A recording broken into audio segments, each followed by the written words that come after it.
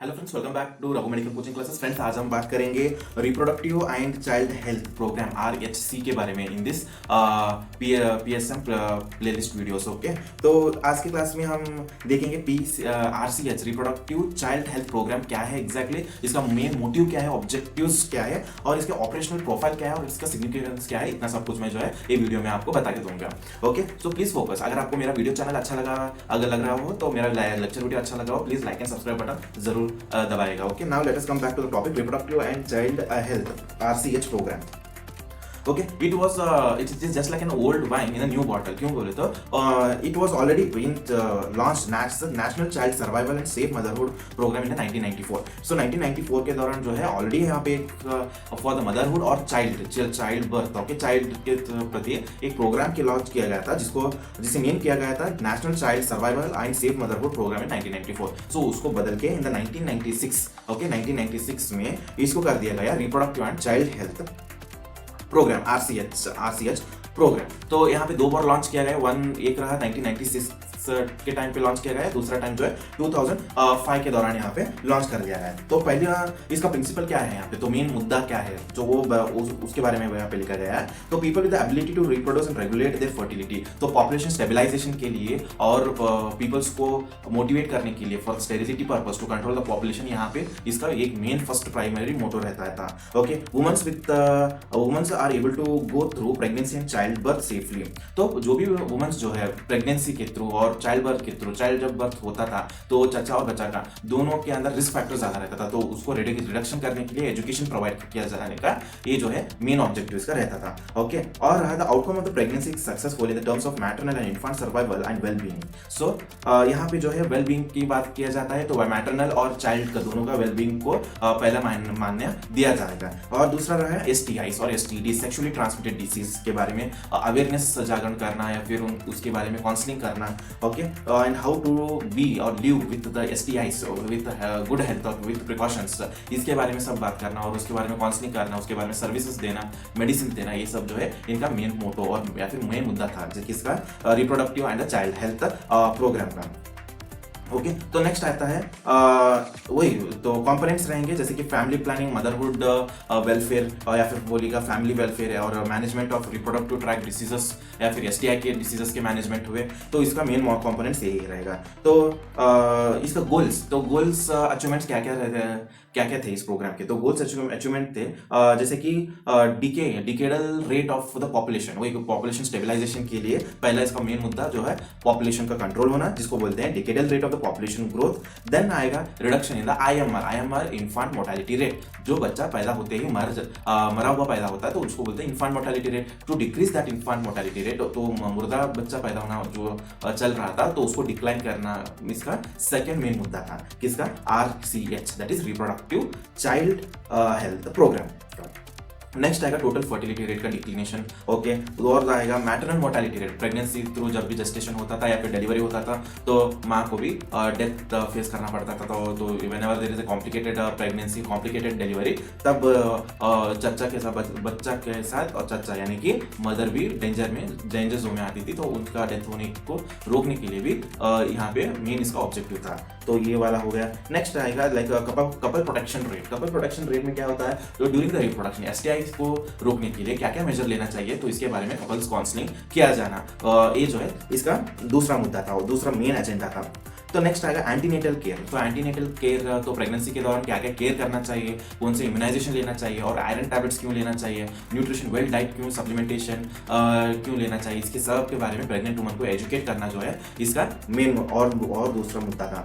तो improve the management of the performance, और management of the performance यानी कि जो भी है डिलीवरीज जो है इंस्टीट्यूशनल डिलीवरीज होना चाहिए, इसका मेन मुद्दा था। दूसरा तीसरा या फिर चौथा बोलिएगा, क्योंकि डिलीवरी जो है होम बेस्ड डिलीवरीज जो है रूरल एरियाज में, ट्राइबल एरियाज में बहुत ज़्यादा डिलीवरीज होम डिलीवरीज रहते थे, जिसकी वजह से इन्फेंट मोर्टेलिटी रेट हुआ या फिर मैटरनल मोर्टेलिटी हुआ, दैट इज मदर डेथ या फिर चाइल्ड डेथ जो था, तो उसका रेट बहुत ही ज़्यादा हाई था। तो उसको रिड्यूस करने के लिए वहाँ पे पीपल को एजुकेट किया जाता था, उनको काउंसलिंग किया जाता था कि भाई आप जाके प्राइमरी हेल्थ केयर सेंटर में या फिर चाइल्डहुड हेल्थ केयर सेंटर में या फिर आशा क्लिनिक्स में या फिर स्नेहा क्लिनिक्स में वहाँ पे जाके काउंसलिंग करो, प्रेगनेंसी के बारे में एजुकेट हो जाओ और वहाँ पे जो है PHC में अपना डिलीवरी करा लो। तो ऑपरेशनल प्रोफाइल जो ये यहाँ पे मेन इसके ऑपरेशनल प्रोफाइल या फिर स्ट्रैटेजी जो है 3 नंबर करेंगे। एक रहेगा concern with the maternal health, दूसरा रहेगा concern with the child health और तीसरा रहेगा concern with the reproductive health. तो मैटरनल हेल्थ या फिर सेफ मदरहुड के लिए इसका फर्स्ट स्ट्रैटेजी, जिसके अंदर जो है प्रेग्नेंट वुमन को वही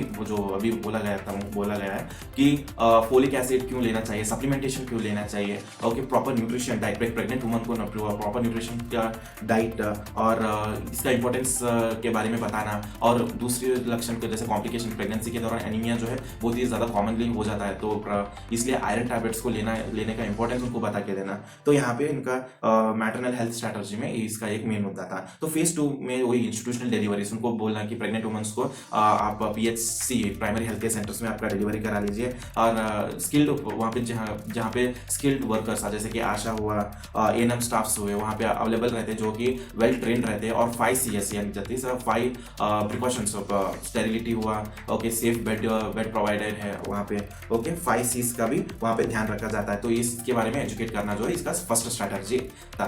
तो इमरजेंसी ऑब्स्टेट्रिक जैसे कि सिजेरियन ऑपरेशंस भी हो, इमरजेंसी का ऑपरेशन कंडक्ट करना इस प्रोग्राम का भी एक मुद्दा था और एक स्ट्रैटेजी था। तो फंक्शनल ऑपरेशन थिएटर जो यहाँ पे प्रोग्राम में, इस प्रोग्राम का जो मैटरनल हेल्थ स्ट्रैटेजी है उसके अंडर जो है एन इमरजेंसी ऑब्स्टेट्रिक केयर आता है, जो जहाँ पे यहाँ पे ये प्रोग्राम जो है हॉस्पिटल के अंदर PHC के अंदर सेपरेट लेबर वार्ड को एस्टैब्लिश करता है और सेपरेट सिजेरियन ऑपरेशन के लिए इक्विपमेंट्स वेल ट्रेन स्टाफ से प्रोवाइड करता है। तो इन सबके बारे में बताना जो है इस प्रोग्राम का मेन मुद्दा था। ओके, इसका मेन आइडियोलॉजी या फिर मोटिव इन सबके पीछे जो है प्रेग्नेंट वुमन को सेफ साइड एंटीनेटल केयर, उनका इम्यूनाइजेशन और उनको विटामिन सप्लीमेंटेशन और उनका डिलीवरी, सिजेरियन डिलीवरी का इंपॉर्टेंस या फिर नॉर्मल डिलीवरी का importance in PHC primary health care centres में डिलीवरी हुआ तो क्या क्या इसका फायदा होगा, तो इस सब के बारे में बताने का और एजुकेट करने का जो है इनका फंक्शंस है। ओके, तो totally 24 hours delivery services at the PHCs and the CHCs to promote institutional deliveries. Provision is made to give additional honorarium to the staff to encourage round-to-clock delivery facility at the health center. तो वही बताया गया है कि 24 hours जो है service provide किया जाएगा by the primary health care centre during the for the delivery purpose. Okay, pregnant women's के एंटीनेटल केयर, उनके केयर के लिए 24/7 वहाँ पे सर्विस प्रोवाइड किया जाएगा। तो नेक्स्ट आता है चाइल्ड हेल्थ सर्वाइवल, और या फिर बोलिएगा एसेंशियल न्यूबॉर्न केयर और how to control the infections in the newborns. Okay, ये यहाँ पे जो है एस्फिक्सिया हुआ, जो भी चाइल्ड बच्चा जब भी पैदा होता है तो उसको एमनियोटिक फ्लूइड एस्पायर किया गया है वो, तो उसको उसकी वजह से एस्फिक्सिया होगा, तो इसके बारे में एजुकेट करना है। फिर हाइपोथर्मिया, जो बच्चा इमीडिएटली पैदा होता है तो it is very susceptible for the hypothermia, उनको कोल्ड हो जाता है। ओके, बाद में इन्फेक्शन का खतरा रहता है, तो ब्रेस्ट फीडिंग एक्सक्लूसिवली होना चाहिए। तो फर्स्ट डे का वो जो मिल्क, ब्राउन मिल्क का था कोलेस्ट्रॉल, वो तो फेंकना नहीं चाहिए, तो उनको बताना चाहिए प्रेग्नेंट वुमन को कि ब्रेस्ट फीडिंग कैसे करना चाहिए और कितने दिन तक करना चाहिए। और risk factor about the sickness of the newborn जो है कौन से डिसीज को इजीली अफेक्टेड होते हैं, तो इसके बारे में भी बताना जो है यहाँ प्रोग्राम में इन्वॉल्व रहता था। तो दूसरा स्ट्रैटेजी जो है इसके अंदर चाइल्ड हेल्थ स्ट्रैटेजी में मेडिकल ऑफिसर्स जो है एक एसेंशियल न्यूबॉर्न केस को, न्यूबॉर्न के इन्फेंट्स को एक स्पेशल केयर करता है। और दूसरा रहा वेट मेजरमेंट उसका, और रहा फर्स्ट सिकनेस करेक्शन, या फिर सिकनेस उसको कुछ भी सिकनेस है या फिर सिम्टम्स है न्यूबॉर्न को, तो उसको फाइंड आउट करना जो है एक एक्सपर्ट, उसको फाइंड आउट करने के लिए एक एक्सपर्ट जो है क्लिनिक में या फिर एक प्रोग्राम में इन्वॉल्व रहता है। ओके, तो starting from the observing 5 clinics while conducting the delivery, infection control measures के बारे में भी ध्यान रखा जाता है कि जैसे कि 5 CS जो कि हम पिछले वीडियो में डिस्कस कर चुके हैं।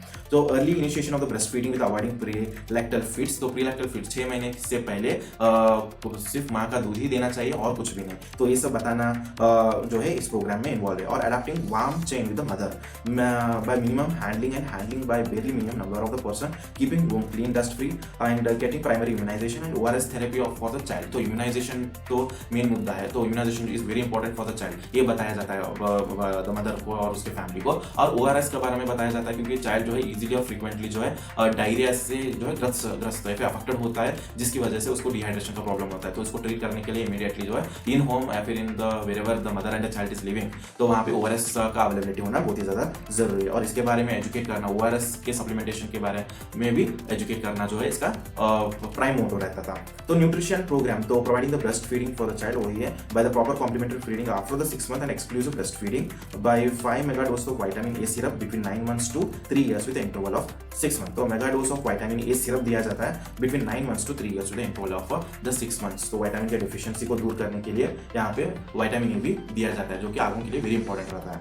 ओके, नेक्स्ट आएगा रिप्रोडक्टिव हेल्थ। तो फर्टिलिटी कंट्रोल लास्ट मुद्दा रहेगा। Medical termination of the pregnancy, unwanted pregnancy, यहाँ प्रोग्राम लास्ट इसका स्ट्रेटजी और फोकस करता है रिप्रोडक्टिव हेल्थ के ऊपर। रिप्रोडक्टिव हेल्थ के ऊपर क्या आएगा, एसटीआईज आएंगे, सेक्सुअली ट्रांसमिटेड डिसीज आएंगे, अनवांटेड प्रेगनेंसी आएगा, या फिर ओवरबर्डन ऑफ द पॉपुलेशन को रोकने के लिए स्टेरिलिटी, ओके, पार्शियल स्टेरिलिटी और कंप्लीट स्टेरिलिटी, और या फिर बोलेगा परमानेंट स्टेबिलिटी को एस्टैब्लिश करने के लिए यहाँ पे प्रमोट किया जाता है। तो एसटीआई में काउंसलिंग किया जाता है, उसका ट्रीटमेंट जो है एआरटी ट्रीटमेंट के बारे में उनको बताया जाता है, और एआरटी ट्रीटमेंट भी फ्री में दिया जाता है। दूसरा आएगा एमटी पे, medical termination of the pregnancy.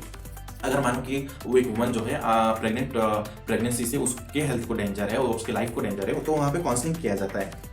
Okay, तो पीएससी में अबॉर्शन, जो medical termination of the pregnancy बोलते हैं, अबॉर्शन मेडिकली वहाँ पे अबॉर्ट किया जाता है, बच्चे को अबॉर्शन किया जाता है to save the girl to save the woman.